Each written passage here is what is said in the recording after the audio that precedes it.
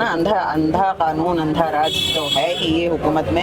कि जिन लोगों के एविडेंस मौजूद हैं, आज सोशल मीडिया पे मौजूद हैं, और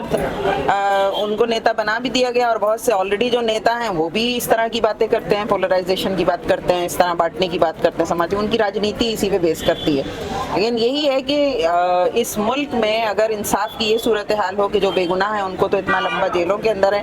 और जो साफ नजर आ रहा है उन पर कोई कार्रवाई नहीं है, तो ये बड़ा अफसोस और मुस्तकबिल जो है उसके लिए बहुत ही अफसोसनाक बात है। सरकार के ऊपर तो हमारा विश्वास पहले से नहीं ही है, लेकिन जो एक न्यायिक व्यवस्था पे अभी भी लोगों का विश्वास जो बचा हुआ है, उसमें भी एक तरीके का सवाल लग जाता है जब इस तरह का दोगलापन हमें देखने को मिलता है। चाहे आपकी सरकार कितनी खराब हो जाए, लेकिन एक जो न्यायिक व्यवस्था होती है उस पर आप विश्वास कर सकते हैं। लेकिन जब इस तरह का हम देख रहे हैं कि उमर जैसे लोगों को जेलों में रखा जा रहा है, और जो लोग ओपनली इस तरह के स्टेटमेंट दे रहे हैं, जैसे हेमंत बिस्वा शर्मा जैसे लोग जो कि खुलेआम इस तरह की बात कर पा रहे, इतना इस्लामोफोबिक कमेंट्स कर पा रहे हैं, उन लोगों पे सुप्रीम कोर्ट की कोई कार्रवाई नहीं की जा रही। 5 साल से ज्यादा हो गए हैं जेल में बंद, आज बुक भी रिलीज हुई है, रिहाई की मांग की गई है, क्या कहना है?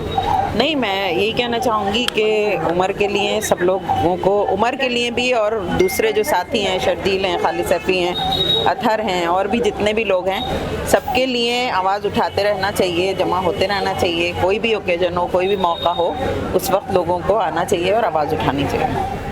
लगातार मतलब बेल डिनाई हो रही है सुप्रीम कोर्ट से, लगातार तारीख पे तारीख मिलती जा रही है, इस पर क्या कहना है? नहीं, देखिए, वो तो हमारे सामने है कि कितना ज़्यादा इन 5.5 सालों में उमर की बेल कितनी बार डिनाई हुई है। बस यही है कि हम लोग अब इंसाफ की उम्मीद तो रखे हुए हैं, लेकिन वो कब मिलेगा ये देखना है। उमर आपका सहारा था, 5 साल से जेल में बंद है। हाँ। जिंदगी में बहुत सारे रुकावटें आती होंगी, कैसा लगता है? देखिए, ये तो जाहिर है, मैं तो माँ हूँ, तो कुछ भी और भी ना हो तो वो फीलिंग और वो सब चीज़ें हैं, लेकिन अल्लाह का करम है, अल्लाह ताला से उम्मीद है अच्छी, और इंशाल्लाह बेहतर ही होगा, तो हिम्मत के साथ है। उमर खालिद जेल में है, लेकिन जो और लोग हैं जो दिल्ली दंगल के आरोपी हैं, भाजपा में नेता हैं, वो बाहर घूम रहे हैं, आज़ाद घूम रहे हैं, उन पर कोई कार्रवाई नहीं होती है। हाँ, ये तो देखिए ना, अंधा कानून, अंधा राज तो है ही ये हुकूमत में, कि जिन लोगों के एविडेंस मौजूद हैं, आज सोशल मीडिया पे मौजूद हैं, और उनको नेता बना भी दिया गया, और बहुत से ऑलरेडी जो नेता हैं वो भी इस तरह की बातें करते हैं, पोलराइजेशन की बात करते हैं, इस तरह बांटने की बात करते हैं समाज में। उनकी राजनीति इसी पे बेस करती है। लेकिन यही है कि इस मुल्क में अगर इंसाफ की ये सूरत हाल हो कि जो बेगुनाह है उनको तो इतना लंबा जेलों के अंदर है, और जो साफ नज़र आ रहा है उन पर कोई कार्रवाई नहीं है, तो ये बड़ा अफसोस और मुस्तकबिल जो है उसके लिए बहुत ही अफसोसनाक बात है। तो उम्मीद है आपको कब तक बेल मिल पाएगी?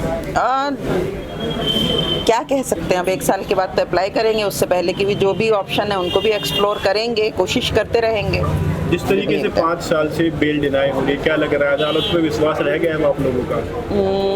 अदालत में अगर विश्वास नहीं रहेगा तो आप तो फिर आपके लिए देश में जीना मुश्किल हो जाएगा। तो अदालत तो आखिरी होप है ना, आज नहीं तो कल नहीं तो परसों। हेट स्पीच के मामले सामने आ रहे हैं, सुप्रीम कोर्ट सुनवाई से इनकार कर रहा है,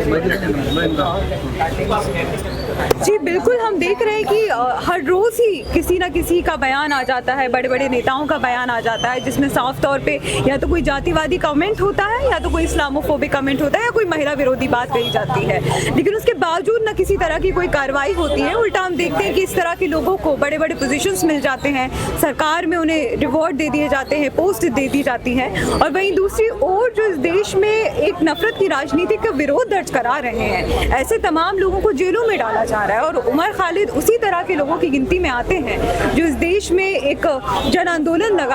बना रहे थे, CNRC जैसे एक डिस्क्रिमिनेटरी बिल्स के खिलाफ। उन लोगों को किस तरह से पिछले 6 साल से ज़्यादा हो गया है और अभी तक भी जेलों में रखा जा रहा है, और किसी तरह का कोई केस आगे नहीं बढ़ाया जा रहा है। तो ये एक तरीके से दिखाता है कि हमारा न्यायिक सिस्टम जो चल रहा है वो पूरी तरीके से फेल होता हुआ दिख रहा है, अगर हम इन केसेस को देखें। जो हेमंत बिस्वा शर्मा जो सुप्रीम कोर्ट उमर को बेल देने से इनकार करता है, वो हेमंत पर कार्रवाई करने से भी मना कर दे रहा है, कैसे देख रहे हैं? इसको हम इसी तरह से देखते हैं कि आज की डेट में मतलब जो कहा जाता है कि चाहे आपकी सरकार कितनी खराब हो जाए, लेकिन एक जो न्यायिक व्यवस्था होती है उस पर आप विश्वास कर सकते हैं। लेकिन जब इस तरह का हम देख रहे हैं कि उमर जैसे लोगों को जेलों में रखा जा रहा है और जो लोग ओपनली इस तरह के स्टेटमेंट दे रहे हैं, जैसे हेमंत बिस्वा शर्मा जैसे लोग जो कि खुलेआम इस तरह की बात कर पा रहे हैं, इतना इस्लामोफोबिक कमेंट्स कर पा रहे हैं, उन लोगों पे सुप्रीम कोर्ट की कोई कार्रवाई नहीं की जा रही है। तो इसी बात से जो एक सरकार के ऊपर तो हमारा विश्वास पहले से नहीं ही है, लेकिन जो एक न्यायिक व्यवस्था पे अभी भी लोगों का विश्वास जो बचा हुआ है